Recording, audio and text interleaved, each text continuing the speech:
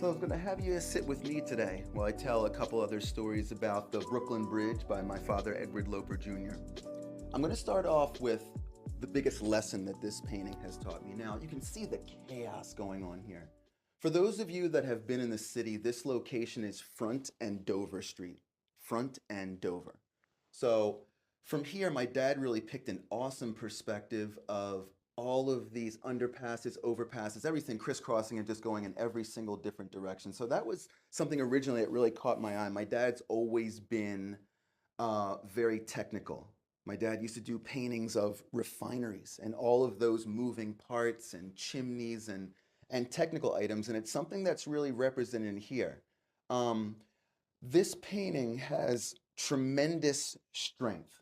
And what I mean by that is using my dad's perspective, the way that he's taken these concrete pillars and all this structure underneath of the bridge and put it on this nice angle so it is a part of this painting. It's not just about the bridges, it's about this shape and the strength of these structures and the handcrafted component to all of this construction.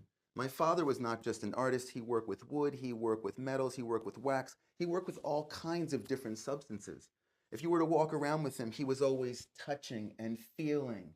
And you're showing him something and he's looking up at the ceiling and looking at how things were put together. So his mind was very, very technical. And he didn't go to any type of technical school. His mind was naturally wired like that. So when I look at this, I see all kinds of just genius shapes and symmetry. And the push and pull was one of the big lessons that I got out of this painting. Push and pull. So again, we're at Front and Dover. We have Bridge A. We have underpass, underpass, underpass, bridge set in the back, bridge up close. So many things that kind of draw you here and there and almost have you trying to autofocus your eyes there, just trying to figure out which am I looking at. And the thing that was so cool to me about this as a kid is that I'd be looking at this, and when you have that depth right, when you got it right, the painting looks like you could almost walk into it. So as a young child, I would find myself walking up next to paintings and kind of looking at the side. And of course, my dad would say, "Don't touch that. Get away from that." Okay, and the same with my grandfather. But it was just neat to see that they could create a perspective that was almost magical, something you could walk into. So, the magic of this day, the intensity of this painting, and again, as the years go by, my appreciation for my father and his work and everything becomes more and more intense.